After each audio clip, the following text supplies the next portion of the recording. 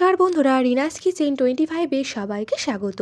আজকে আমি করব ফুলকপি, পনির, আলু, মটরশুঁটি দিয়ে নিরামিষ একটা তরকারি, যেটা গরম ভাতের সাথে বা লুচি পরোটা সবের সাথে কিন্তু ভীষণ ভালো লাগে। রেসিপিটি করার জন্য আমি এখানে ফুলকপি, আলু, মটরশুঁটি, ক্যাপসিকাম ও টমেটো ছোট ছোট করে কেটে নিয়েছি, আর নিয়েছি পনির। এখানে আমি 250 গ্রাম মতো পনির নিয়েছি। পনিরগুলোকে সামান্য ঘি ও বাটার দিয়ে হালকা করে ভেজে নেব। আপনারা চাইলে রিফাইন অয়েলেও পনিরগুলোকে ভাজতে পারেন।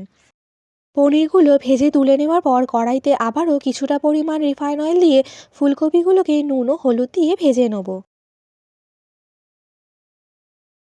ফুলকপিটা ভেজে তুলে নেওয়ার পর কড়াইতে আবারও কিছুটা পরিমাণ তেল দিয়ে আলুগুলোকে সামান্য নুন ও হলুদ দিয়ে একদম লাল লাল করে ভেজে নেব। আলুগুলো এরকম লাল লাল করে ভাজা হয়ে গেলে তুলে নেব। কড়াইতে আবারও কিছুটা পরিমাণ রিফাইন অয়েল দিয়ে দেবো। তেল গরম হয়ে গেলে তেলের মধ্যে জিরে, লবঙ্গ, এলাচ, দারচিনি ও তেজপাতা ফোড়নে দিয়ে দেবো। কড়াইতে সামান্য পরিমাণে চিনি দিয়ে একটু নেড়ে নেব। এরপর আগে থেকে কেটে রাখা ছোট ছোট করে ক্যাপসিকাম কুচিগুলোকে দিয়ে দেবো। ক্যাপসিকামটা একটু ভেজে নেওয়ার পর এবার আগে থেকে কেটে রাখা টমেটো কুচি ও মটরশুঁটিটাকে দিয়ে হালকা করে ভেজে নেব। সব কিছুকে খুব ভালো করে ভেজে নিয়ে এবার একে একে সব মশলাগুলোকে দিয়ে দেবো। প্রথমে দিলাম জিরে গুঁড়ো, ধনে গুঁড়ো, হলুদ গুঁড়ো, লঙ্কার গুঁড়ো, পরিমাণ মতো নুন ও আদার পেস্ট। মশলাগুলো দিয়ে একটু নেড়ে নেওয়ার পর এবার ওর মধ্যে আদার জলটাকে দিয়ে মশলাটাকে খুব ভালোভাবে কষিয়ে নেব। মশলাটা একটু কষানো হয়ে গেলে আগে থেকে ভেজে রাখা আলুগুলোকে এবার দিয়ে দেবো।